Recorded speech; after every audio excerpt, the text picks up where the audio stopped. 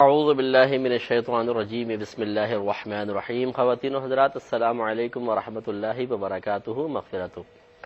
Programme احکام شریعت اور روزوں سے متعلقہ مسائل کے ساتھ ایک دفعہ پھر آپ کی خدمت میں حاضری کا شرف حاصل ہے۔ چونکہ ابھی رمضان کی آمد ہے تو میں چاہتا ہوں کہ کچھ روزوں کے مسائل آپ کی خدمت میں عرض کر دیے جائیں، کیونکہ کچھ ہی پروگرام ہمارے درمیان میں آئیں گے اور میں چاہتا ہوں کہ اکثر ہم مسائل اس انداز سے کور کر لیں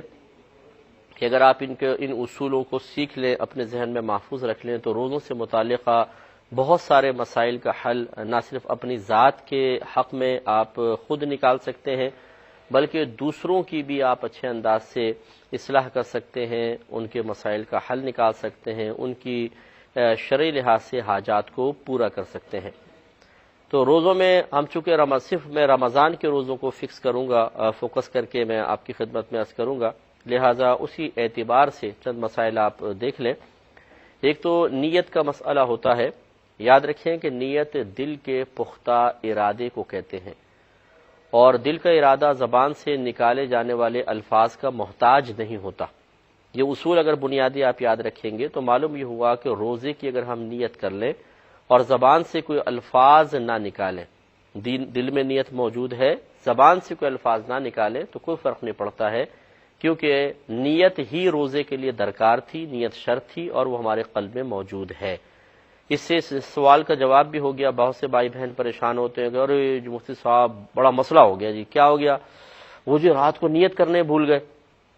نیت کرنا بھول گئے کیسے؟ وہ جی وہ وبی سومی غدن نویت من شہر رمضان وہ پڑھنا بھول گئے۔ تو میرے پیارے بھائی، یہ ابھی جیسے میں نے آپ کو سمجھا ہی دیا ہے کہ نیت دل کے پختہ ارادے کو کہتے ہیں۔ یہ تو جو ہم دعا وغیرہ پڑھ رہے ہیں یا زبان سے کچھ ہم اظہار کر رہے ہیں، یہ قلبی نیت کو الفاظ کی شکل میں ذکر کر رہے ہیں، اور میں نے پہلے وضاحت کر چکا ہوں کہ شریعت کو الفاظ مطلوب نہیں ہے، قلب میں نیت کی حاضری مطلوب ہے، لہذا آپ کی نیت ہو گئی، گھبرائیں نہیں۔ دوسری بات یہ ہے کہ بعض اوقات ایک ظاہری عمل ہمارے قلب میں موجود نیت کی ایک علامت بن جاتا ہے، اس وقت بھی کوئی پریشان ہونے کی ضرورت نہیں ہے۔ اگر وہ ظاہری عمل موجود ہے تو گویا کہ نیت تھی۔ مثال کے طور پہ ایک شخص سحری کے ٹائم میں، جو ہمارے یہاں سحری کا ٹائم کہلاتا ہے، اٹھا اور وہ کھا رہا ہے، سحری کھا رہا ہے، تو یہ سحری کھانا جو ہے نا، یہ خود بخود نیت ہے، سمجھ لیں۔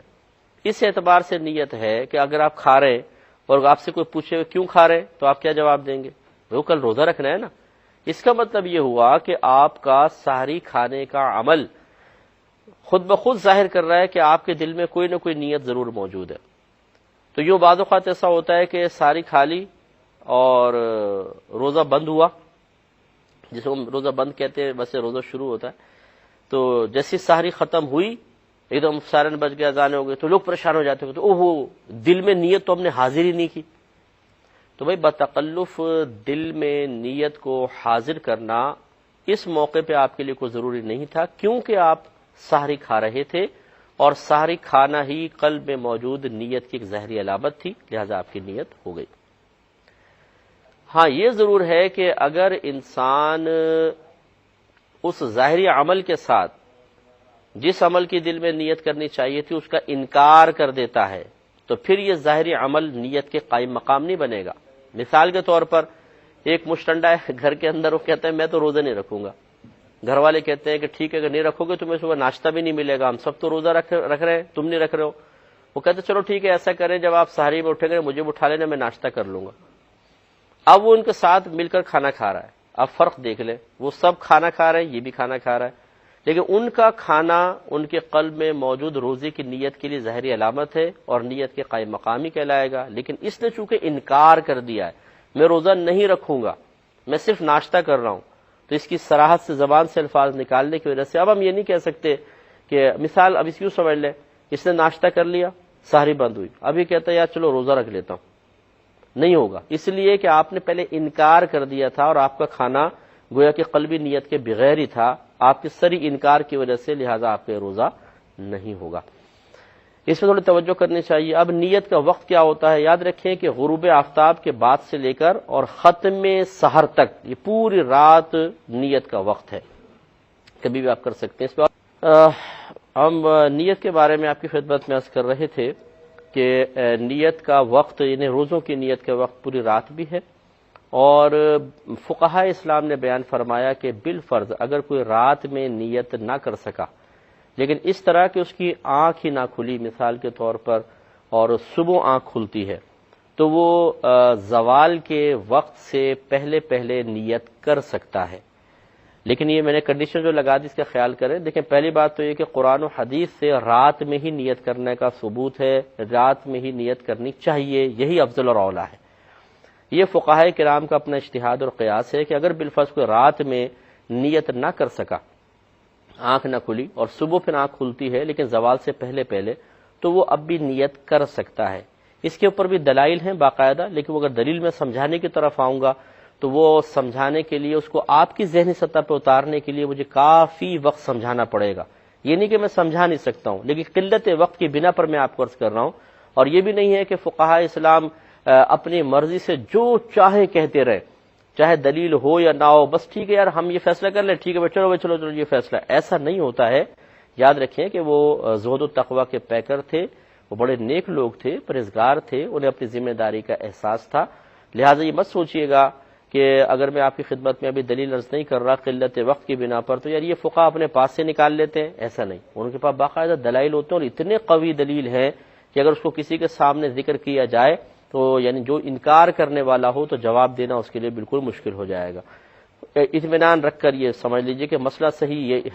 یہ بھی مسئلہ ہے کہ اگر دن میں آنکھ کھلتی ہے، رات میں نیت نہیں کر سکے تو وہ زوال کے وقت سے پہلے پہلے نیت کر سکتا ہے، لیکن اسی صورت میں جب رات میں نیت نہ کر سکے۔ یہ نہیں کہ آپ رات میں نیت نہ کریں، اب چھوڑو سو جاتے ہیں، صبح 8 بجے اٹھیں گے پھر سوچیں گے رکھے نہ رکھیں، اگر رکھنا ہوگا تو زوال سے پہلے پہلے نیت کر لیں گے ورنہ نہیں۔ اس طرح روزہ نہیں ہوگا۔ یاد رکھیں جب آپ قدرت رکھتے ہیں تو پھر رات میں کرنی پڑے گی۔ ہاں اگر سوتے رہ گئے اور دن میں آنکھ کھلی، یہ ایک عذر ہے، مجبوری ہے، تو کیا اب نیت کر سکتے ہیں کہ نہیں؟ تو زوال سے پہلے پہلے کر سکتے ہیں۔ اس کی وضاحت عرض کرتا ہوں، بس مختصر سے میں یہ نیت کا عرض کر کے پھر انشاءاللہ جوابات کی طرف آتا ہوں کہ اگر رات میں واقعی کسی مجبوری کی بنا پر آنکھ وغیرہ نہ کھل سکی تو دن میں آدمی نیت کر سکتا ہے۔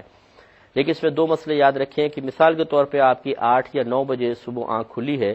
تو آپ یہ نیت نہ کریں کہ میں ابھی سے روزہ رکھتا ہوں یا رکھتی ہوں، بلکہ نیت وہی کرنی ہوگی کہ ختم سحر سے، جب سحری بند ہوئی تھی اس وقت سے میں روزہ رکھتی ہوں، کیونکہ پورا دن کا روزہ ہوتا ہے۔ اگر آپ نے ابھی سے روزے کی نیت کی ہے کہ میں ابھی سے روزہ رکھتا ہوں تو پچھلے کا جتنا وقت ہے وہ روزے کا چونکہ حصہ تھا وہ نکال دیا آپ نے، تو یہ آدھے دن کا روزہ یا پونے دن کا روزہ کہلائے گا، اور آدھے دن پونے دن کا روزہ نہیں ہوتا، پورے دن کا ہی روزہ ہوتا ہے۔ دوسری بات یہ ہے کہ جاگنے کے بعد جان بوجھ کر، یعنی روزہ یاد ہو، جان بوجھ کر روزے کے خلاف کوئی عمل نہ کیا ہو، یعنی ایسے کوئی عمل نہ کیا ہو جس سے روزہ ٹوٹ جاتا ہے، یہ بھی ضروری ہے۔ مثال کے طور پہ آنکھ کھلی صبح 8-9 بجے، یہ مسئلہ تو ذہن میں تھا کہ بھئی زوال سے پہلے پہلے نیت کر سکتے ہیں، تو سوچا جب زوال سے پہلے کر سکتا ہوں، ابھی تو اس میں 2 گھنٹے باقی ہے، چلو پانی پی لیتا ہوں، پہلے پانی پی لیا پھر نیت کر لی، تو اب یہ چونکہ روزہ یاد رہتے ہوئے پانی پی لیا، یہ روزہ نہیں ہوگا۔ ہاں اس میں اگر بھولے سے پی لیا تو نبی کریم صلی اللہ علیہ وسلم کی خدمت میں ایک دفعہ عرض کی گئی، یا رسول اللہ صلی اللہ علیہ وسلم، ایک شخص نے حالت روزہ میں بھولے سے کھا پی لیا ہے، سرکار صلی اللہ علیہ وسلم نے فرمایا اس سے کہو کہ اپنا روزہ پورا کر لے، اس لیے کہ اسے اللہ تبارک و تعالی نے کھلایا پلایا ہے۔ تو گویا کہ بھولے سے اگر کوئی روزے میں کھا پی لے تو یہ اس شخص کا فعل شمار ہی نہیں ہوتا ہے، گویا کہ اللہ کا فعل شمار ہو جاتا ہے اور اس کا روزہ کنٹینیو رہے گا۔ اسی طرح یہ صبح کے مسئلے میں دن میں جاگے اور یاد نہیں رہا، جیسے عام روٹین ہوتا، گئے پھر اس سے پانی نکالا پی گئے، پھر یاد آیا اور آج تو روزہ رمضان تھا، میری آنکھ نہیں کھلی رات میں، روزہ کی نیت کرنی تھی، تو اب نیت کر سکتے ہیں کیونکہ ہم نے بھولے سے کھایا پیا ہے۔ پچھلے پروگرام میں میں نے آپ کو روزوں کی نیت سے متعلق کافی سارے احکام بتائے تھے کہ روزوں کی نیت یہ فرض ہے، شرط ہے سمجھ لیں روزے کے لیے، اگر نیت حاضر نہ ہو یعنی نیت قلب میں موجود نہ ہو تو پھر روزہ ہی نہیں ہوگا۔ لیکن ساتھ ساتھ یہ بھی بتایا تھا کہ نیت دل کے پختہ ارادے کو کہتے ہیں، کسی بھی کام کے کرنے کا پختہ ارادہ اس کام کی نیت کہلاتا ہے۔ تو چونکہ نیت ایک قلبی پختہ ارادے کا نام ہے، لہٰذا یہ الفاظ کے ساتھ کوئی تعلق اس طرح کا نہیں رکھتی کہ اگر الفاظ ادا نہیں کیے تو نیت ہی نہیں ہوگی۔ لہٰذا وَبِصَوْمِ غَدٍ نَوَيْتُ مِنْ شَهْرِ رمضان جو ایک دعا ہم باقاعدہ پڑھتے ہیں، تو بعض لوگ سمجھتے ہیں کہ یہ روزے کی نیت ہے اور اگر یہ نہ پڑھیں تو روزہ ہی نہیں ہوگا. ایسی بات نہیں ہے. اگر آپ دل میں آپ کی نیت موجود ہے یا پھر مثال کے طور پر جیسے ہم سحری کھا رہے ہیں تو یہ سحری کھانا ہی قلب میں روزے کی نیت کی موجودگی کی ظاہری علامت ہے. تو پھر ہمیں مزید کوئی الفاظ زبان سے ادا کرنا یا بتکلف دل میں نیت کو حاضر کرنا یہ لازم نہیں ہے. یہ بھی آپ کو بتا دیا تھا کہ نیت کا وقت پوری رات ہوتی ہے. غروب آفتاب کے بعد سے لے کر طلوع فجر تک پوری رات میں آپ نیت کر سکتے ہیں. اور اگر بالفرض رات میں آنکھ نہیں کھلتی ہے، صبح دن میں آنکھ کھلتی ہے، تو زوال آفتاب سے پہلے یعنی زوال کے وقت سے پہلے آپ نیت کر سکتے ہیں. اور زوال وقت اگر آپ جاننا چاہتے ہیں تو اس کے لیے پھر آپ کو یہ جو نمازوں کے اسلامی کیلنڈر ملتے ہیں یہ اپنے پاس رکھیں. اس میں دوسرے تیسرے خانے میں لکھا ہوتا ہے زوال آفتاب یا دحوہ کبریٰ. یہ آپ ذہن میں رکھیں، اور جب یہ دحوہ کبریٰ کا ٹائم ہو جائے یہ سمجھ لیں زوال کے وقت کی ابتدا ہے. اور اس سے اگلے خانے میں لکھا ہوتا ہے وقت ظہر، وہ سمجھ لیں انتہا ہے. تو اس زوال کے وقت کی ابتدا سے پہلے اگر ہماری آنکھ کھل جاتی ہے، دن میں آنکھ کھلتی ہے، رات میں کسی وجہ سے نیت نہیں کر سکے ہیں تو پھر ہم دن میں بھی نیت کر سکتے ہیں. اب تھوڑا سا روزے کس طرح ٹوٹتا ہے اس کے اسباب پہ کلام کر لیتے ہیں. پہلے یہ دیکھ لیں کہ روزہ 4 طریقے سے بظاہر ٹوٹتا ہوا نظر آتا ہے. اب ہمیں یہ دیکھنا ہے کہ ان 4 طریقوں میں سے کس سے واقعی ٹوٹ جاتا ہے، کس سے نہیں، اور کس طریقے سے توڑنے پر انسان گناہگار ہوتا ہے اور کس پر کوئی گناہ کا تصور نہیں ہے. تو پہلا اس میں ہے عمدن، قصدن عمدن. قصدن عمدن کا مطلب یہ ہوتا ہے کہ جان بوجھ کر روزہ توڑنا، اس طرح کہ روزہ یاد بھی ہو. روزہ یاد ہو اور پھر جان بوجھ کر انسان روزہ توڑنے والا کوئی عمل کرے تو کہا جائے گا اس نے قصدن یا عمدن روزہ توڑا ہے. مثال کے طور پہ ایک شخص دوپہر میں بہت سخت بھوک لگی، یاد بھی ہے کہ میرا آج روزہ ہے، پھر بھی وہ کہتا ہے کہ یار میں بس پورا نہیں کر سکتا ہوں، اور وہ کچھ کھا لیتا ہے، تو یہ قصدن عمدن روزہ توڑنا کہلاتا ہے. گویا اس میں 2 چیزیں ہیں، ایک روزہ یاد ہے اور دوسرا روزہ توڑنے والا عمل اپنے قدرت، اختیار اور خوشی کے ساتھ کر رہا ہے.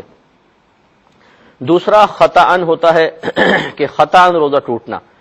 خطأً کا مطلب یہ ہوتا ہے کہ روزہ تو یاد ہے لیکن روزہ توڑنے والا عمل وہ جان بوجھ کے نہیں کرتا ہے، نہ اس سے راضی ہوتا ہے، بس ہو جاتا ہے. جیسے مثال کے طور پر کوئی شخص وضو کر رہا تھا، اس نے منہ میں کلی کرنے کے لیے منہ میں پانی لیا اور اچانک کسی کا دھکا لگ گیا یا کسی نے دھکا دے دیا اور وہ پانی اس کے حلق میں غیر ارادی طور پر اتر گیا. تو اس میں چونکہ روزہ یاد ہے، اگرچہ پانی کو یہ جان بوجھ کے اندر لے کر نہیں گیا لیکن چونکہ روزہ یاد ہے یہ روزہ بھی ٹوٹ جائے گا اور اس کو خطأً روزہ توڑنا کہیں گے. تیسری صورت ہوتی ہے سہون کی. سہون کا مطلب بھولے سے روزہ توڑ دینا. اس میں عمل تو انسان روزہ توڑنے والا عمل تو جان بوجھ کے کرتا ہے لیکن اس کو روزہ یاد نہیں ہوتا. جیسے مثال کے طور پہ کسی کی دوپہر میں آنکھ کھلی، روزہ ہے، دوپہر میں سو کے اٹھا اور یاد نہ رہا کہ آج میرا روزہ ہے، اور بے خیالی میں بے دھیانی میں جیسے روٹین کے مطابق ہم گئے پانی پی لیا، پھر یاد آیا کہ اوہو آج تو روزہ رکھا ہوا تھا. تو چونکہ پانی پیتے وقت روزہ یاد نہیں تھا لہٰذا اس سے کوئی فرق نہیں پڑے گا اور روزہ قائم رہے گا. کیونکہ نبی کریم صلی اللہ علیہ وسلم نے جب ایک شخص کے بارے میں بتایا گیا کہ اس نے کھا پی لیا ہے، بھولے سے کھا پی لیا ہے، تو آپ نے ارشاد فرمایا کہ اس سے کہو کہ وہ روزہ پورا کرے اس لیے کہ اسے اللہ تبارک و تعالی نے کھلایا پلایا ہے. تو آپ کی خدمت میں عرض کر رہے تھے کہ اگر کسی کو روزہ یاد ہو اور وہ روزہ توڑنے والا عمل اپنی قدرت اختیار سے جان بوجھ کے کرے تو اس کو عمدن یا قصدن روزہ توڑنا کہتے ہیں، اس سے روزہ ٹوٹ جاتا ہے. دوسرا خطأً ہوتا ہے کہ اگر روزہ یاد ہے لیکن روزہ توڑنے والا عمل اس نے جان بوجھ کر نہیں کیا، غلطی سے غیر ارادی طور پر ہو گیا، تو یہ خطأً روزہ ٹوٹنا کہلاتا ہے. اس میں بھی روزہ ٹوٹ جایا کرتا ہے. تیسرا سہون ہوتا ہے کہ انسان کو روزہ یاد نہیں ہوتا لیکن روزہ توڑنے والا عمل وہ جان بوجھ کے کرتا ہے، قصد و ارادے سے خوشی کے ساتھ کر لیتا ہے، جیسے بھولے سے کھا پی لیا. تو ایسی صورت میں روزہ نہیں جاتا کیونکہ نبی کریم صلی اللہ علیہ وسلم نے اس طرح روزے میں بھول سے کھانے پینے والے کو حکم دیا تھا کہ وہ روزہ اپنا پورا کرے. چوتھا ہوتا ہے اکراہن. اکراہ کا مطلب ہوتا ہے مجبور کرنا. کسی نے مجبور کر دیا کہ اپنا روزہ توڑ دو یا مجبور کیا کہ روزہ نہ رکھو، لیکن یہ مجبور کرنا وہ نہیں جو ہم عام طور پہ مجبور سمجھتے ہیں کہ جی میں تو روزہ رکھنا چاہتا تھا، وہ امی نے تھوڑا سا مجبور کیا کہ روزہ مت رکھو، کہا بس نہیں رکھو نہیں رکھو، اتنا مجبور کر دیا میں نے نہیں رکھا۔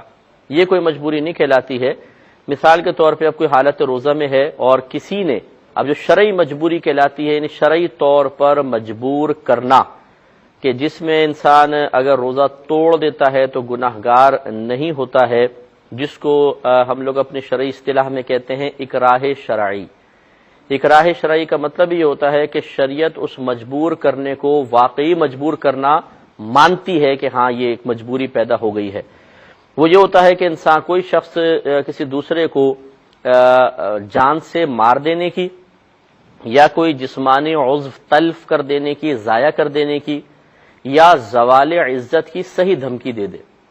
صحیح دھمکی کا مطلب یہ ہوتا ہے کہ جس کو دھمکی دی جا رہی ہے وہ سمجھتا ہو، اسے یقین حاصل ہو کہ جو یہ کہہ رہا ہے کر گزرے گا۔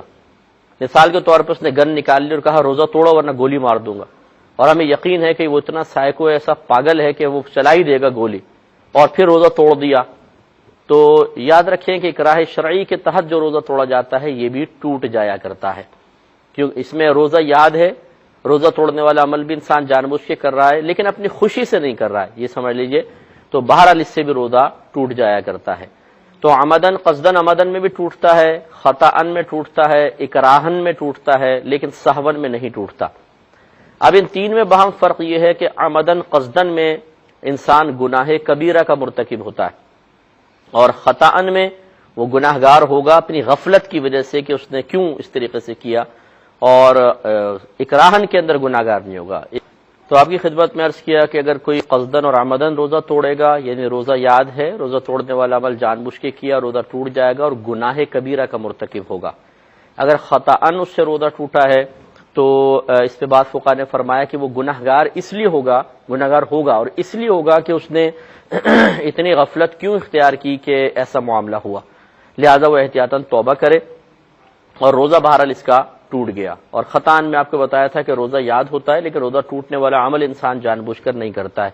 سہون میں تو ٹوٹتا نہیں ہے، اکراہن کے اندر گناہگار نہیں ہوتا۔ پروگرام احکام شریعت اور روزوں سے متعلقہ چند ضروری مسائل کے ساتھ ایک دفعہ پھر شرف حاضری حاصل ہے۔ پچھلے پروگرام میں میں نے آپ کی خدمت میں عرض کیا تھا کہ 4 صورتیں ایسی ہیں جن میں روزہ ٹوٹتا ہے، یعنی 4 صورتیں ہو سکتی ہیں۔ مثلا ایک صورت آپ کو بتائی تھی کہ عمدن قصدن کوئی روزہ توڑے۔ عمدن قصدن کا مطلب جان بوجھ کر، اور زیادہ وضاحت کی جائے تو یوں کہا جا سکتا ہے کہ اگر کسی کو روزہ یاد ہو اور اس کے بعد جان بوجھ کر کوئی ایسا عمل کرے جس سے اس کا روزہ ٹوٹ جائے تو اسے کہتے ہیں قصدن عمدن روزہ توڑنا۔ جیسے وہ جانتا ہے کہ میرا آج روزہ ہے لیکن دوپہر میں لوگوں سے آنکھیں بچا کے دودھ پی لیا، پانی پی لیا، تو یہ اس نے جان بوجھ کے روزہ توڑ دیا، اس کو قصدن عمدن روزہ توڑنا کہتے ہیں۔ اس طرح کرنے والا شدید گناہ کبیرہ کا مرتکب ہوتا ہے، بشرطے کہ کوئی صحیح عذر نہ ہو۔ اگر کوئی صحیح عذر ہوتا ہے، جیسے شدید بیمار ہو گیا ہے اور اب ڈاکٹر کہہ رہے ہیں کہ آپ روزہ توڑ دیں، یا اس کو خود یقین ہے کہ نہیں توڑوں گا تو ہلاک ہی ہو جاؤں گا، تو پھر علیحدہ مسئلہ ہے۔ لیکن ہٹا کٹا شخص بس تھوڑا سا بھوک نہ برداشت کرنے کی بنا پہ ایسا کرے گا تو گناہ کبیرہ کا مرتکب ہے، اور اس پر بعض صورتوں میں قضا ہوتی ہے، بعض صورتوں میں کفارہ بھی ہوتا ہے، اس کی تفصیل انشاءاللہ ہم آپ کو بعد میں بتائیں گے۔ دوسرا خطأً روزہ ٹوٹنا ہوتا ہے، اس کا مطلب ہوتا ہے کہ روزہ یاد تو ہے لیکن روزہ توڑنے والا عمل انسان جان بوجھ کر نہیں کرتا، غیر ارادی طور پر ہو جاتا ہے۔ جیسے آپ کو مثال دی تھی کہ کوئی منہ میں وضو کرتے ہوئے کلی کے لیے پانی لے اور اچانک کسی کا دھکا لگ جائے اور وہ پانی اندر اتر جائے، تو ایسی صورت میں چونکہ اس کے ارادہ اندر لے جانے کا تو نہیں تھا لیکن روزہ یاد ہے تو ہم روزہ ٹوٹنے کا حکم دیں گے، اس کو خطأً روزہ ٹوٹنا کہتے ہیں۔ اس میں انسان گناہگار تو نہیں ہوتا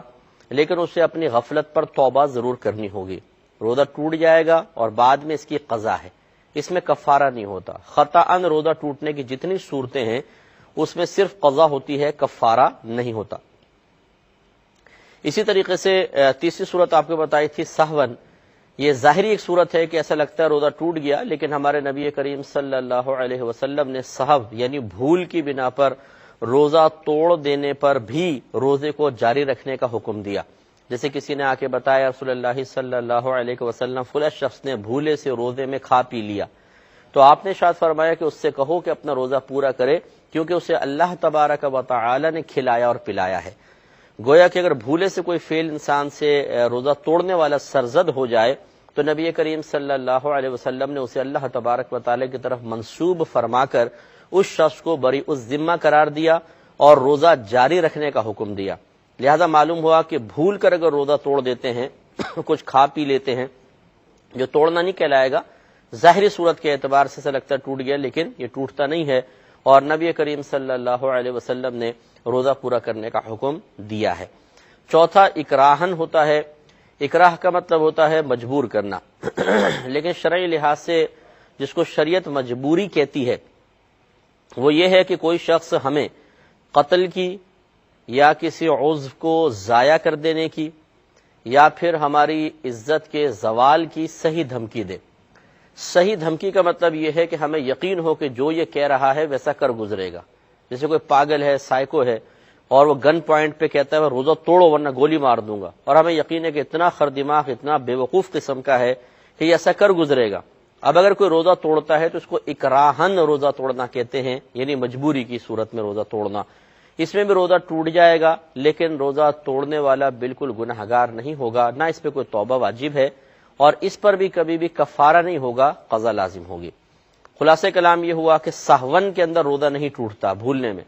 باقی قصدن عمدن ہو اور خطأن ہو، اکراہن ہو، ان تینوں صورتوں میں روزہ ٹوٹ جاتا ہے. قصدن عمدن میں گنہگار بھی ہوتا ہے اور اس پہ بعض صورتوں میں قضا ہے، بعض صورتوں میں کفارہ بھی ہے. اور خطأن کے اندر روزہ ٹوٹتا ہے لیکن گنہگار تو نہیں ہوتا، ہاں توبہ احتیاطاً واجب ہوتی ہے اور اس کی صرف قضا ہوتی ہے، کفارہ نہیں. اکراہن کے اندر بھی روزہ ٹوٹ جاتا ہے، اس میں نہ گناہ ہے نہ توبہ ہے، اور اس کی بھی قضا ہے، کفارہ نہیں ہے. اسباب کی طرف آتے ہیں. روزہ ٹوٹنے کے 3 بڑے اسباب ہوتے ہیں. اگر آپ یہ 3 اسباب اچھی طریقے سے سیکھ لیتے ہیں اور ان کو اپنے ذہن میں رکھ لیں تو انشاءاللہ عز و جل سینکڑوں مسائل آپ خود گھر بیٹھے بھی حل کر سکتے ہیں، جیسے کہ انشاءاللہ میں آپ کی خدمت میں عرض کروں گا. پہلا اس میں اصول یہ ہوتا ہے کہ منافذ بدن کے ذریعے کسی شے کا داخل بدن ہونا یہ روزے کو توڑ دیتا ہے. منافذ بدن، منافذ کہتے ہیں منفذ کو، اور منفذ کا مطلب ہوتا ہے کہ سوراخ، کہ جسم کے کسی سوراخ کے ذریعے، یعنی یوں سمجھ لیں کہ ایسا کوئی جسم کا حصہ کہ باہر سے کوئی شے اندر داخل ہو سکے، اسے منفذ کہا جائے گا. جیسے کہ ہماری ناک ہے، ہمارا منہ ہے، اور جدید سائنسی تحقیق کے مطابق ہماری آنکھ بھی ہے، کہ آنکھ میں اور حلق کے درمیان باقاعدہ ایک روٹ ہے، ایک پیسیج ہے. ناک کے اندر بھی آپ جیسے پانی ڈالیں تو دماغ میں چڑھ جاتا ہے یا پھر اندر پیٹ میں اتر سکتا ہے. اسی طرح منہ تو اللہ تعالیٰ نے بنایا ہی اسی لیے ہے کہ ہم کھائیں پیئیں اور معدے میں کسی شے کو اتاریں.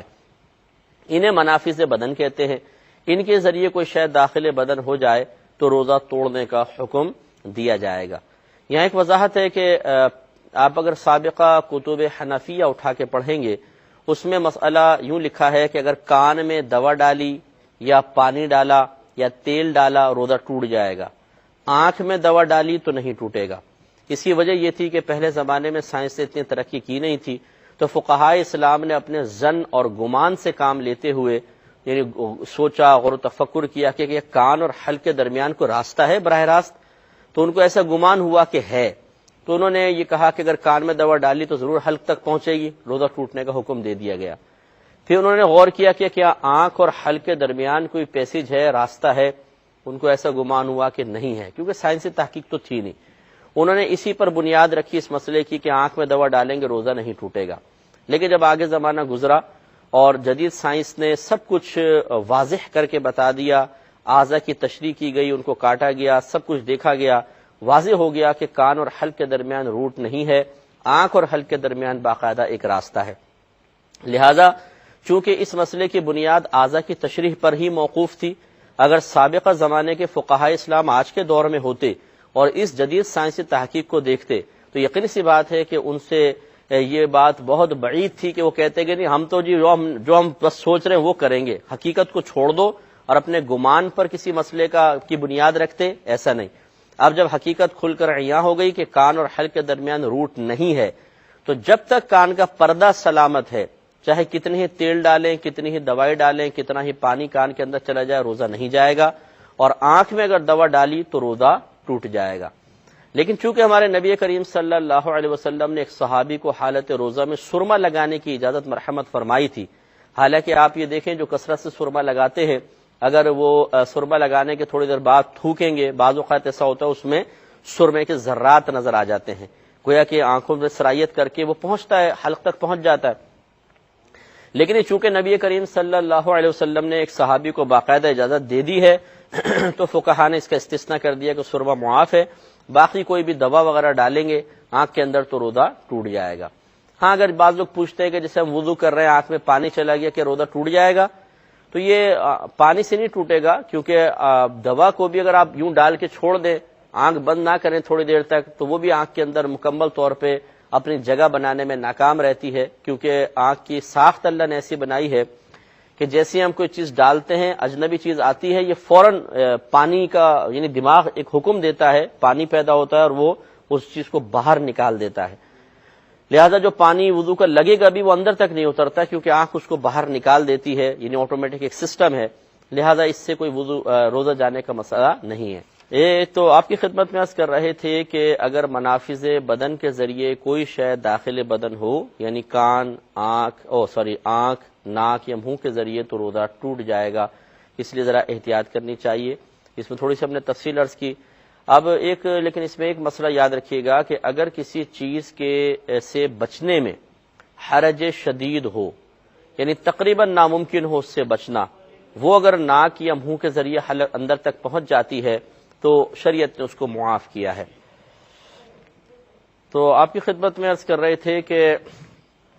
ناک کے ذریعے، آنکھ کے ذریعے یا منہ کے ذریعے کوئی شے داخل بدن ہو تو روزہ ٹوٹ جاتا ہے، بشرطے کہ اس سے بچنے میں حرج شدید نہ ہو، کیونکہ شریعت جہاں پر لوگوں کے لیے دیکھتی ہے کہ وہ اذیت میں مبتلا ہو رہے ہیں، بہت بڑی تکلیف میں، آزمائش میں مبتلا ہو رہے ہیں، تو شریعت اپنے حکم میں نرمی پیدا کر دیتی ہے۔ لہذا اس سے نتیجہ خز ہوا کہ جیسے آپ مثال کے طور پہ روڈ پہ جا رہے ہیں، دھواں بہت زیادہ ہے، جیسے ہمارے ملک پاکستان، ہندوستان وغیرہ میں بسیں چل رہی ہیں، رکشہ ٹیکسیاں، دھواں بہت زیادہ ہے، دھواں ناک کے ذریعے حالت روزہ میں اندر چلا گیا ہے، یا ڈسٹ بہت زیادہ ہے وہ اندر چلے گئے ذرات، یا کوئی آٹے کی چکی کے پاس کام کرتا ہے، ایک مزدور ہے اور وہاں آٹا اڑتا رہتا ہے اور سانس کے ذریعے وہ اندر جاتا رہتا ہے، تو ان تمام لوگوں کو رعایت ملے گی اور ان چیزوں کے داخلے بدن ہونے کے باوجود روزہ نہیں جائے گا۔ وجہ یہ ہے کہ اس سے بچنا بہت مشکل ہے، لہذا اصل علت یہاں پر ہوئی کہ جس چیز سے بچنا دشوار ہے، تقریباً ناممکن ہے، وہ معاف ہے، لہذا اب اس کو بنیاد بنا کے کوئی یہ نہیں کہہ سکتا کہ اچھا گاڑی کا دھواں اندر چلا جائے تو روزہ نہیں جاتا، تو چلو سگریٹ بھی پی لیتے ہیں کیونکہ یہ بھی تو ایک دھواں ہی ہے، لیکن اس میں فرق ہے۔ دیکھیں گاڑی کے دھوئیں سے بچنا بڑا مشکل ہے، سگریٹ کے دھوئیں سے بچنا بہت آسان ہے۔ ہاں اگر خدا نہ خواستہ کوئی ایک آفس میں کام کرتا ہے اور وہاں سارے کے سارے شیطان ہیں، اسے معذرت اس اعتبار سے کہ وہ روزہ رکھتے ہی نہیں، سارے شرارتی قسم کے اور سگریٹیں پی رہے ہیں، خوب پورے کمرے میں دھواں بھرا ہوا ہے، اب بیچارہ وہ روزہ دار جاتا ہے اور سانس کے ذریعے سگریٹ کا دھواں اندر چلا جاتا ہے، تو یہ بھی اس کے لیے معاف ہے، کیونکہ وہ کہاں بچ کر جائے، آفس سے باہر نکل نہیں سکتا، آفس کے اندر رہے گا، اس کے لیے ایک عذر بن سکتا ہے۔ لیکن روزہ رکھ کے کیا سگریٹ پی سکتے ہیں؟ تو لازم سی بات ہے کہ یہ چونکہ اپنے قدرت و اختیار میں ہے اور اس سے بچنے میں شدید حرج کوئی ایسا نہیں ہے، تو لہذا سگریٹ پینے سے روزہ ٹوٹ جائے گا۔ تو آپ کی خدمت میں عرض کیا کہ اس طرح کی چیزیں جن سے بچنا انتہائی دشوار ہے، ان کی بنا پر کوئی روزے پہ فرق نہیں پڑے گا، وہ الشریعت نے معاف کی ہیں۔ آخری اس میں مسئلہ عرض کر کے پھر میں جوابات کی طرف آؤں گا کہ یہ انجیکشن وغیرہ کا اور ڈرپ کا لوگ کویسچن کرتے ہیں کہ حالت روزہ میں لگوا سکتے ہیں کہ نہیں۔ دیکھیں اس میں علماء کے آراء مختلف ہیں، بعض کہتے ہیں کہ صرف آنکھ، ناک، منہ کے ذریعے کوئی شاید داخل بدن ہوگی تبھی روزہ ٹوٹنے کا حکم دیں گے، کیونکہ نبی کریم صلی اللہ علیہ وسلم کے دور مبارکہ میں انہی چیزوں کے اوپر روزہ ٹوٹنے کو موقوف رکھا گیا، تو لہٰذا ہم بھی یہی کہیں گے۔ ان میں بھی شامل ہوں کہ میں انجیکشن ڈرپ سے روزہ ٹوٹنے کا حکم نہیں دیتا ہوں، لیکن میں تھوڑی کنڈیشن لگاتا ہوں، میں آپ کی خدمت میں عرض کرتا ہوں۔ دوسرے علماء یہ کہتے ہیں کہ جو چیز غذا یا دوا منہ کے ذریعے یا ناک کے ذریعے اندر ٹپکائی جاتی ہے، وہ کیا کام کرتی ہے؟ وہ یا تو جسم کو تقویت دیتی ہے جیسے غذا دے رہی ہے، یا اصلاح بدن کا کام کرتی ہے، جیسے دوا کر رہی ہے کہ جسم کی اصلاح کر دیتی ہے، اس کو ٹھیک کر دیتی ہے. لہٰذا وہ کہتے ہیں نتیجہ نکلا کہ اصل چیز یہ نہیں ہے کہ منہ سے یا ناک سے کوئی شے داخل بدن ہو، بلکہ اگر کوئی شے کسی بھی ذریعے سے جسم میں جائے اور تقویت بدن یا اصلاح بدن کا سبب بن کر روزے میں آسانیاں پیدا کر دے روزہ کرنے میں، تو پھر بس یہ سمجھ لے کہ یہ روزہ ٹوٹنے کا سبب بن جائے گا. تو پہلے والے جو ہیں جو صرف منافذ بدن سے روزہ ٹوٹنے پر کو ہی مطلب روزہ ٹوٹنے کو منافذ بدن پر ہی موقوف رکھتے ہیں، وہ یہ کہتے ہیں کہ انجیکشن سے روزہ نہیں جائے گا، ڈرپ سے نہیں جائے گا، چاہے نس میں لگائیں، چاہے کیسے بھی لگائیں، چاہے طاقت کا ہو، چاہے کیسا بھی ہو. لیکن جو دوسرے ہیں وہ کہتے ہیں کہ اگر آپ ڈرپ لگوائیں گے، انجیکشن لگوائیں گے، یا تو اصلاح بدن کا کام ہوگا یا تقویت بدن کا کام ہوگا، لہذا روزہ ٹوٹنا چاہیے. اب یہ دو آراء جمع ہو گئی. میرا جو موقف ہے، میں جو فتویٰ دینا پسند کرتا ہوں کہ میں دونوں آراء کا مطلب احترام کرتا ہوں، اور میں عرض کرتا ہوں کہ اگر کوئی شخص واقعی صاحب عذر ہے کہ ڈاکٹرز نے کہا ہے کہ اگر تم یہ انجیکشن مثلا نہیں لگاؤ گے تو روزہ پورا نہیں کر سکتے ہو، یہ ڈرپ نہیں چڑھواؤ گے تو روزہ نہیں ہو سکتا تمہارا، تو بہتر یہ ہے کہ پھر وہ ان علماء کی رائے کو قبول کر لے کہ جو کہتے ہیں کہ ان چیزوں سے روزہ نہیں جایا کرتا، اور وہ ڈرپ یا انجیکشن لگا کے اپنے روزے کو پورا کرے، انشاءاللہ اس کا روزہ پورا ہوگا. اور جو ایسا نہیں ہے، ہٹا کٹا ہے، وہ اس کے بغیر بھی گزارا کر سکتا ہے، وہ بلا عذر لگوائے نہیں، وہ ان علماء کی رائے کو فوقیت دے دے کہ جو اس کو منع کرتے ہیں، اور اس پہ اگر وہ مطلب کوئی مفتی صاحب چاہے تو روزہ ٹوٹنے کے بھی اس شخص کے حق میں حکم دے سکتے ہیں. تو لہٰذا جانبین کی رعایت ہو جائے بہت ہی اچھا ہے. خلاصہ کلام یہ ہے کہ بلا عذر نہ انجیکشن لگوائیں نہ ڈرپ، اور اگر صحیح عذر ہے، ڈاکٹر کہہ رہا ہے کہ اس کے بغیر آپ روزہ پورا ہی نہیں کر سکتے، تو بالکل آپ لگوا لیں، آپ کا روزہ انشاءاللہ نہیں جائے گا. جوابات کی طرف آتے ہیں. ایک بہن نے کوشچن کیا کہ اگر کسی نے روزہ رکھا اور اس کو شدید سر درد ہو رہا ہے اور الٹی کسی کیفیت ہو رہی ہے، تو کیا یہ اگلے روزوں کے چھوڑنے کے لیے عذر بن سکتا ہے؟ دیکھیں، یہ ایک وقتی کیفیت ہوتی ہے، ضروری نہیں ہے کہ ہر روزے سے سر میں درد ہو، ہر روزے سے وومیٹنگ وغیرہ ہو. یہ کسی ایک آدھ روزے میں ہو سکتا ہے، اس کو کوئی یہ دائمی مرض نہیں ہوتا. اور جب تک کوئی دائمی مرض نہیں ہے، کسی مرض کے بارے میں آگے اس کے مسلسل چلتے رہنے کا صحیح یقین حاصل نہ ہو، تو وہ اگلے روزے چھوڑنے کے لیے عذر بھی نہیں بن سکتا ہے. لہذا ان کو روزہ رکھنا فرض ہے. اگر یہ روزہ ایسا ہے کہ اس میں حالت خراب ہو گئی ہے بہت زیادہ، تو اس کو توڑ لیں، لیکن اگلا روزہ رکھنا ان کے اوپر فرض ہی رہے گا. اور صحیح بات یہ ہے کہ یہ وومیٹنگ کسی کیفیت، متلی کسی سر کا درد، یہ ایک معمولی سی چیزیں ہوتی ہیں، ان کی بنا پر روزہ نہ توڑے. یہ میں نے کہا کہ حالت بہت زیادہ غیر ہو جائے ایک الگ بات ہے، لیکن ان سے روزہ توڑنا نہیں چاہیے، کیونکہ تھوڑا سا انسان صبر کر لے تو انشاءاللہ آہستہ. اب دیکھیں، ایک دفعہ سر میں درد ہوتا ہے،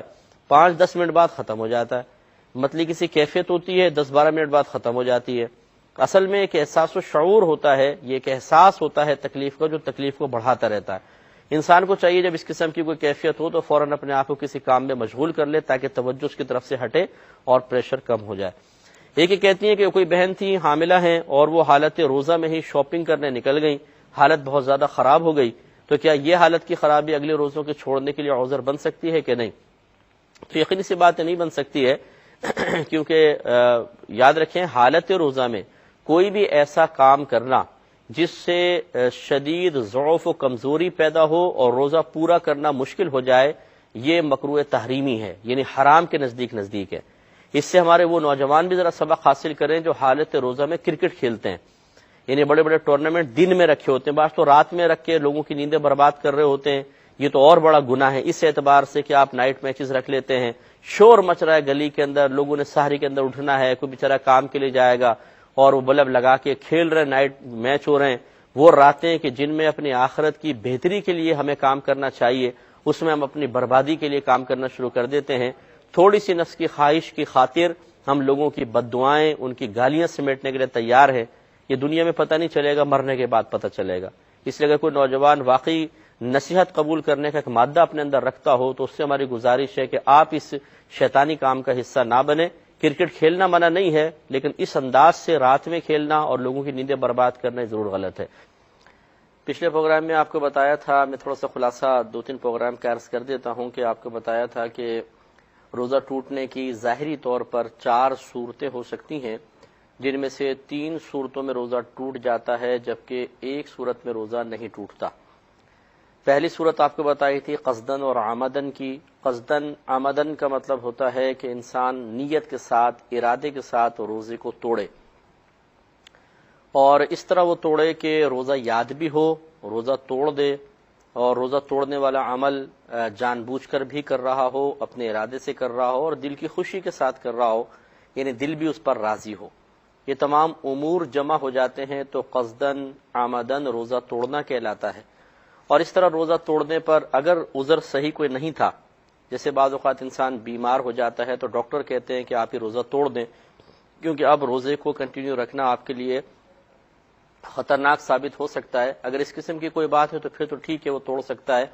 اور گناہ گار نہیں ہوگا. لیکن اگر کوئی ایسا عذر نہیں ہے، ویسے ہی تھوڑی سا بھوک نے ستایا اور انسان نے ہمت ہار دی اور اس نے جان بوجھ کر روزہ توڑنے والا کوئی عمل کر لیا، تو ایسی صورت میں روزہ ٹوٹ جائے گا اور یہ گناہ کبیرہ کا مرتکب ہوگا. اور اس صورت میں اگر یہ دیکھا جائے گا کہ مطلب اسی کچھ صورتیں میں بھی آپ کو بتا دیتا ہوں کہ بعض صورتوں میں صرف قضا لازم ہوتی ہے اور بعض صورتوں میں قضا اور کفارہ دونوں لازم ہوتے ہیں. جس صورت میں صرف قضا لازم ہوتی ہے، اس کا مطلب ہے کہ ایک روزے کے بدلے ایک روزہ رکھ لیں آپ، یعنی روزہ جو آپ نے توڑا اس کے بدلے میں ایک روزہ رکھیں. اور اگر ایسی کوئی صورت ہے جس میں قضا اور کفارہ دونوں لازم ہو رہے ہیں تو پھر ایک روزہ تو قضا کا رکھنا ہی ہوگا، اس کے علاوہ 60 روزے لگاتار رکھنے ہوں گے، یہ کفارہ ہے. اور اگر کوئی 60 روزے رکھنے پر قدرت نہیں رکھتا ہے تو پھر 60 مساکین کو 2 ٹائم پیٹ بھر کے کھانا کھلانا ہے. تو یہ 2 کفارے کی صورتیں ہیں. پہلے 60 روزے رکھنا، اگر وہ نہیں کر سکتے تو پھر 60 مساکین کو پیٹ بھر کر 2 ٹائم کھانا کھلانا. تو یہ قصدن عمدن کے اندر ایسا ہوتا ہے. دوسرا خطان آپ کو بتایا تھا کہ جس میں روزہ یاد ہو لیکن روزہ توڑنے والا عمل انسان جان بوجھ کر نہیں کرتا ہے اور دل بھی اس روزے کو توڑنے پر راضی نہیں ہوتا. جیسے آپ وضو خانے پہ وضو کر رہے تھے اور منہ میں کلی کے لیے پانی لیا اور اچانک کسی کا دھکا لگا اور وہ پانی حلق سے نیچے اتر گیا، تو ایسی صورت میں روزہ ٹوٹ جائے گا. لیکن چونکہ انسان کے قدرت و اختیار سے ایسا نہیں ہوا، جان بوجھ کے نہیں کیا، تو گناہ گار نہیں ہوگا. لیکن علماء نے فرمایا کہ چونکہ یہ غفلت کی وجہ سے ایسا ہوا ہے تو اس غفلت میں وہ ضرور توبہ کر لے، اور اس میں کفارہ نہیں ہوتا، اس میں صرف قضا ہوتی ہے. تیسری صورت اکراہ کی آپ کو بتائی تھی. مثلا کسی نے گن پوائنٹ پہ کہا کہ آپ روزہ توڑ دیں ورنہ گولی مار دوں گا یا مطلب آنکھ پھوڑ دوں گا، زوال عزت کی دھمکی دے، اور ہمیں یقین ہے کہ جو یہ کہہ رہا ہے وہ کر گزرے گا. تو اس اکراہ کے اندر معاملہ یہ ہوتا ہے کہ روزہ بھی یاد ہوتا ہے، روزہ توڑنے والا عمل انسان جان بوجھ کے کر رہا ہوتا ہے، لیکن وہ دل سے اس پر راضی نہیں ہوتا کیونکہ مجبوری ہے، بس وہ کہ گن سے ڈر کے ایسا کر رہا ہے. اگر ایسا نہ ہوتا تو وہ روزہ نہ توڑتا. تو ایسی صورت میں بھی روزہ ٹوٹ جاتا ہے لیکن یہ شخص گناہگار نہیں ہوگا اور اس پر توبہ بھی واجب نہیں ہے اور اس میں کفارہ نہیں ہوتا، اس کو صرف ایک قضا بعد میں رکھنی ہوگی. لیکن اس میں آپ کو بتایا تھا کہ اگر مثال کے طور پہ اس نے گن پوائنٹ پہ روزہ توڑو اور ہم نے مثلا کوئی شخص ہے اس نے پہلے ہی بیچارہ بڑا پریشان تھا روزے سے، اس نے کہا چلو اللہ کا شکر ہے اس نے گن تو رکھی، اسی بہانے اپنا روزہ ہی توڑ دیتے ہیں، اور وہ دل سے یعنی راضی ہو گیا روزہ توڑنے پر، تو پھر یہ قصدن عمدن میں گویا کہ چلا جائے گا اور اس پہ پھر گناہ گار بھی ہوگا، توبہ بھی کرنی ہوگی. آخری صورت سہون کی ہوتی ہے، یعنی بھول کر روزہ توڑ دینا. یعنی روزہ یاد نہ ہو، روزہ توڑنے والا کوئی عمل چاہے انسان جان بوجھ کے کر ڈالے، تو نبی کریم صلی اللہ علیہ وسلم نے ایسے اشخاص کے بارے میں ارشاد فرمایا کہ وہ اپنا روزہ پورا کریں، اس لیے کہ انہیں اللہ تبارک و تعالی نے کھلایا اور پلایا ہے. یہ 4 صورتیں اپنے ذہن میں رکھیں. اس کے بعد ہم نے آپ کو بتایا تھا کہ روزہ ٹوٹنے کے 3 اسباب ہوتے ہیں، یعنی 3 اسباب کی وجہ سے روزہ ٹوٹتا ہے. ایک آنکھ،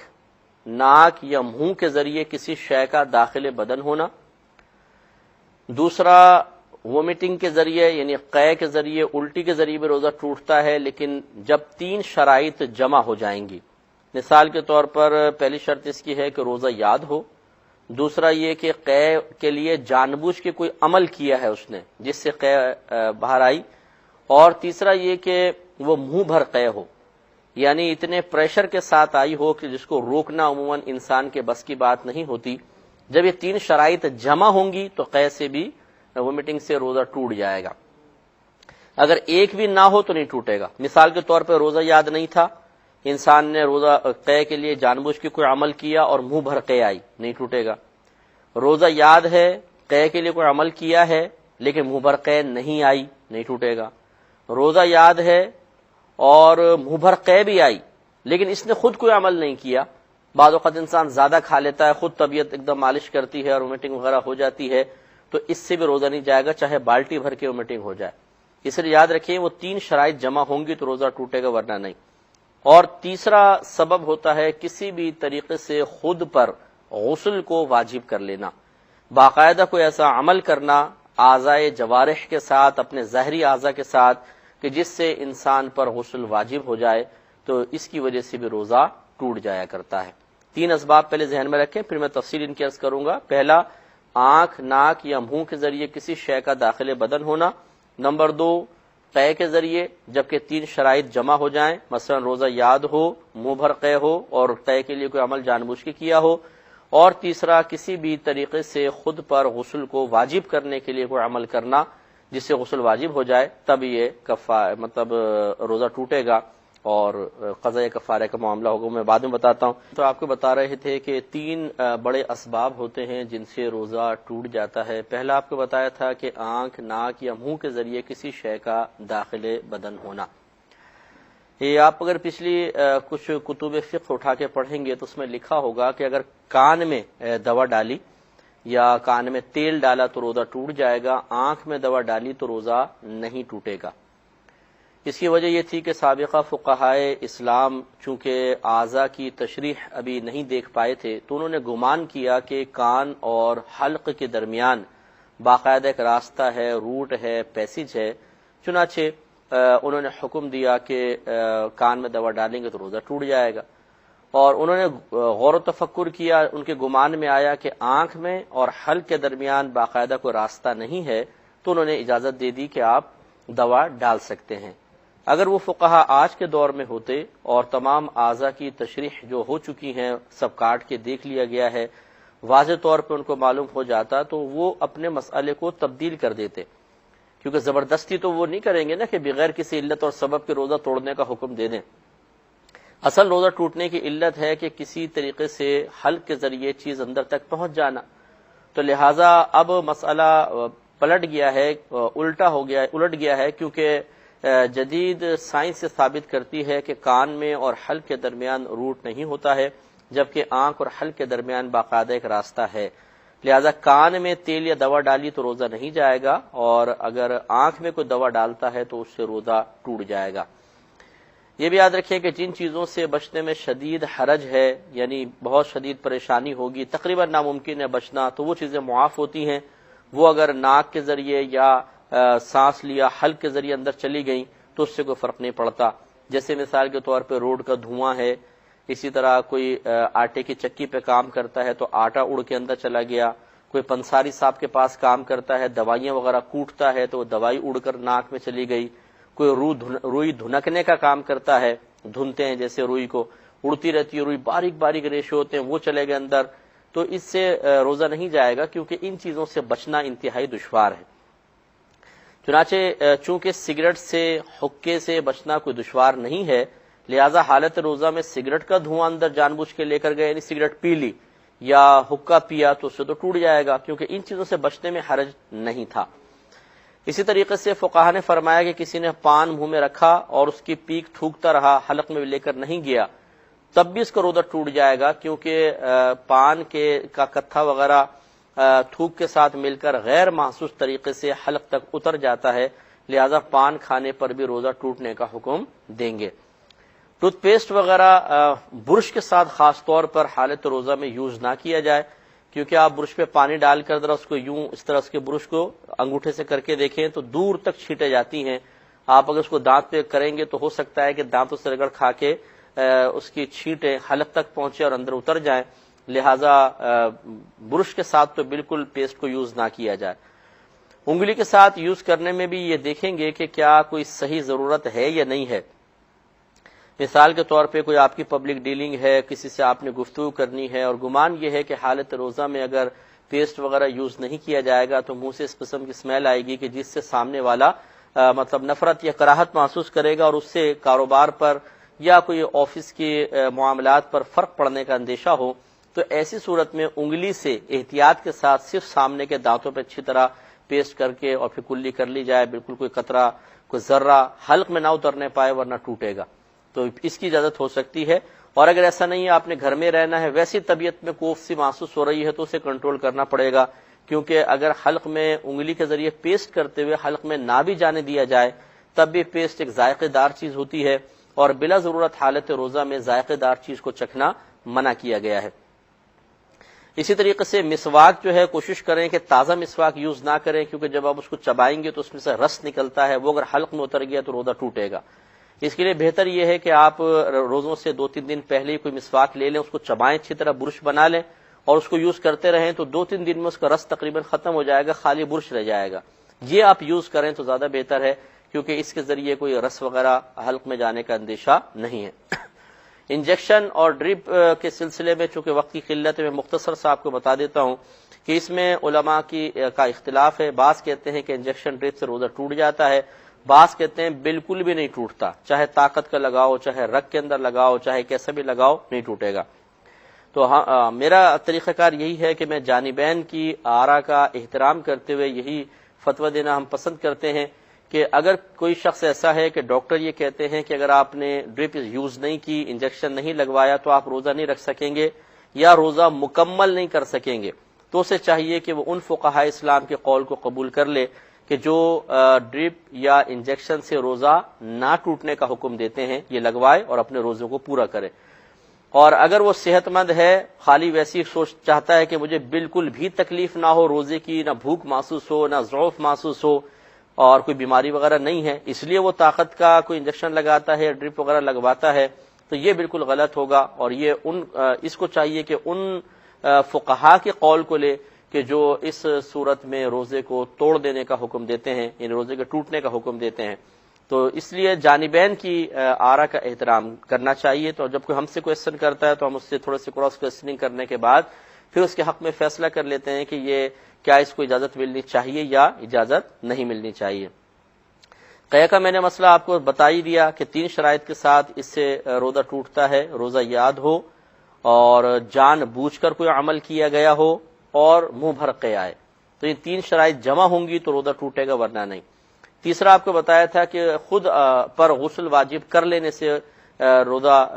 ٹوٹ جائے گا، مثال کے طور پہ تعلق زوجین قائم ہو گیا یا اور کسی طریقے سے کسی شخص نے اپنے اوپر غسل واجب کر لیا تو روزہ ٹوٹے گا۔ یہاں 2 باتیں اب یاد رکھیے، مثال کے طور پہ کوئی دوپہر میں سو رہا تھا اور سوتے میں اس کو احتلام ہو گیا اور اس پہ غسل واجب ہو گیا، تو یہ غسل واجب ہونا کہلائے گا، غسل واجب کرنا نہیں کہلائے گا، اس لیے کہ اس نے جان بوجھ کے کوئی عمل نہیں کیا ہے، تو اللہ تعالیٰ کی طرف سے ایک معاملہ ہے جو ہوا اس کے ساتھ طبعی لحاظ سے، تو لہٰذا اس سے روزہ نہیں جائے گا، کیونکہ شرط ہم نے بیان کی خود پر غسل کو واجب کرنا۔ اسی طریقے سے یاد رکھیں کہ نظر ایک ایسا فعل ہے جس کو شریعت کوئی عمل قرار نہیں دیتی ہے، اس کے ذریعے اگر خدا نخواستہ کسی پر غسل واجب ہو جاتا ہے تو اس کے اوپر اس کا روزہ نہیں جائے گا۔ مثال کے طور پہ کسی نے کوئی خراب منظر بار بار دیکھا اور اس سے اس پر غسل واجب ہو جاتا ہے، تو جبکہ اس نے اور کچھ نہیں کیا، بس دیکھتا رہا اور سوچتا رہا اور اس سے غسل واجب ہو گیا، تو ایسی صورت میں روزہ نہیں ٹوٹے گا، اس لیے کہ اس نے باقاعدہ اعضائے جوارح کے ساتھ، ظاہری اعضاء کے ساتھ کوئی ایسا عمل نہیں کیا ہے جس سے خود پر غسل واجب کیا جا سکے، لہذا یہ کہیں گے کہ اس پہ غسل واجب ہو گیا، اس نے کیا نہیں ہے، لیکن ایسا کرنا مکروہ ہے، گناہ ہے، حرام ہے، لیکن بہرحال اس سے روزہ نہیں جائے گا۔ 2 مسئلے عرض کر کے پھر میں انشاءاللہ اپنے جوابات کی طرف ہم آتے ہیں۔ ایک مسئلہ یاد رکھیں کہ روزے کے لیے پاک ہونا شرط نہیں ہے، ہاں حیض و نفاس سے پاکی تو شرط ہے، لیکن جنابت سے پاک ہونا شرط نہیں ہے، لہذا جس طریقے سے پاکی کی حالت میں روزہ شروع کرنا فرض ہے، ایسے ہی اگر کوئی حالت جنابت میں ہے تو اس کو روزہ شروع کرنا فرض ہوگا۔ مثال کے طور پہ کسی کے رات کے آخری حصے میں آنکھ کھلی ہے، وہ سحری کے لیے بیٹھا، اس کو پتہ چلا کہ مجھ پہ رات میں غسل واجب ہو چکا تھا، تو وہ آرام سے سحری کر لے، اور بہتر یہ ہے کہ 2 غسل کے پہلے فرائض وہ پہلے مکمل کر لے، یعنی غرغرہ کرنا، ناک میں پانی چڑھانا، کیونکہ حالت روزہ میں نہیں کر سکیں گے، تو یہ 2 کرنے کے بعد آرام سے وہ سحری کرے، پھر جب فجر کا وقت ہو جائے چاہے تو پھر یہ پورا غسل مکمل کر لے۔ تو اس لیے روزے کے لیے حالت جنابت سے پاکی شرط نہیں، ہاں حیض و نفاس سے پاک ہونا ضرور شرط ہے۔ ایک آخری مسئلہ یہ کہ بارہا ہم آپ کی خدمت میں عرض کرتے ہیں کہ روزہ کھولنے یا بند کرنے کا تعلق اذان کے ساتھ نہیں ہوتا ہے۔